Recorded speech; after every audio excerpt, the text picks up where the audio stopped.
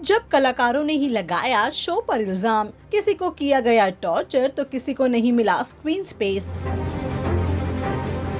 कोई भी show number 1 बनता है उस शो में काम करने वाले कलाकारों से, लेकिन क्या हो जाए जब यही स्टार शो पर लगा बैठे इल्जाम। हमारी स्पेशल रिपोर्ट टेलीज मोस्ट कंट्रोवर्शियल में चलिए आपको बताते हैं उन शोज के बारे में जिन पर उसी शो में काम करने वाले कलाकारों ने लगाया आरोप और बना दिया इसे कंट्रोवर्सी का शिकार।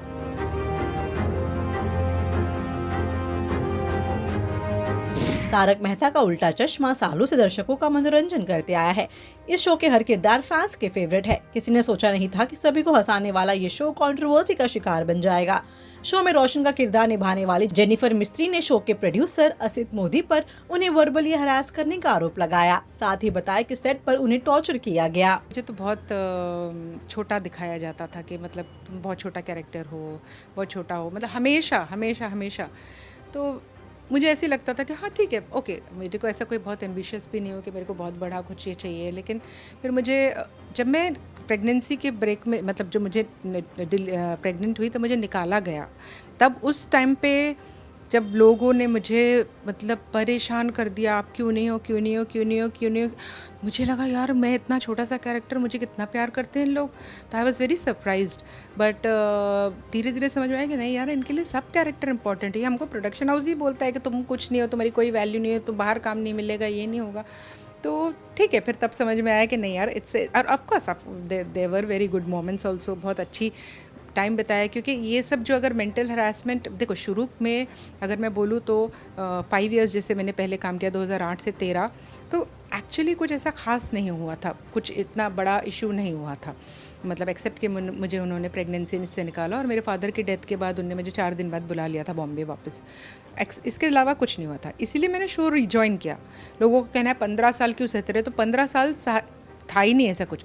जो चालू हुआ 2018 में, अक्टूबर 2018 में मेंटल हरासमेंट एक्सट्रीम चालू हुआ, जो एक इंसिडेंट के बाद वो एक एक करके चीज़ें बढ़ती गई। लेकिन फिर यही है कि पहले मतलब उसका पहले चुप रही, रोई, गुस्सा हुई, हर दिन रोती थी। उसके कारण मैंने हीलिंग ज्वाइन की, मैंने अपना हीलिंग करना स्टार्ट किया। उसके बाद फिर मैंने ऐसा हुआ कि मैंने वो हीलिंग सीखी, क्योंकि अभी कितना आप जाके पे करके हीलिंग कराओगे अपना। तो फिर वो हीलिंग सीखी मैंने कि अपना को खुद को रेकी कर सकूँ, रेडिकल कर सकूँ। और भी हैं एक्सेस बार करके, बहुत सारी चीज़ें हैं। एंजल्स का कनेक्शन मेरा हुआ।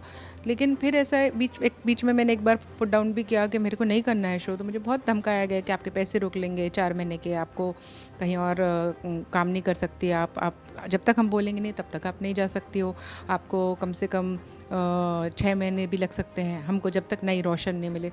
मुझे लगा यार ये तो और मैं हरास हो जाऊंगी। मतलब अगर मैं काम भी बाहर काम भी नहीं कर सकती, यहाँ पर इनका वेट करती रहूँगी, ये बुलाएंगे भी नहीं, और अटक जाऊंगी, तो फिर वो बात रहेगी। अनुपमा टीआरपी लिस्ट में धमाल मचा रहा है। शो के हर किरदार को फैंस का भरपूर प्यार मिलता है। लेकिन जब शो के समर यानी कि पारस कलनावत ने शो छोड़ा था तो मानो ये शो आ गया था कंट्रोवर्सी के शिकार में। सुनिए ये कंट्रोवर्सी की कहानी पारस की जुबानी। मुझे अपनी ग्रोथ बिल्कुल नज़र आनी बंद हो गई, क्योंकि ऐसे बहुत सारे सीन्स आए। एक सीन की बात नहीं कर रहा हूँ मैं, ऐसे कई सारे सीन आए। क्योंकि हर 2-4 दिन में एक ऐसा बड़ा सा सीन आता था जहाँ पर 18-20 पेजेस 25 पेजेस का एक लंबा सीन होता था, और उस सीन में मुझे बोलने के लिए या फिर मुझे परफॉर्म करने के लिए कुछ होता ही नहीं था। I couldn't perform in those scenes.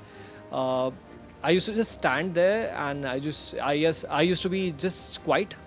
तो वो एक ऐसी चीज़ थी जहाँ पर मैंने अपनी क्रिएटिव टीम को भी कहा था कि अगर मुझे परफॉर्म करने का मौका ही नहीं मिलेगा, अगर मुझे एक्ट करने का मौका ही नहीं मिलेगा, तो फिर मैं कैसे अपने आप को ग्रो कर पाऊँगा as an actor. Because I am not the best now, I want to be one of the best, but उसके लिए आपको सीन्स परफॉर्म करना तो ज़रूरी होता ही है। भाभी जी घर पर है। शिल्पा शिंदे को अंगूरी भाभी की भूमिका में खूब पसंद किया गया था, लेकिन साल 2016 में सीरियल के मेकर से शिल्पा का विवाद शुरू हुआ और एक्ट्रेस ने शो को छोड़ने का फैसला ले लिया।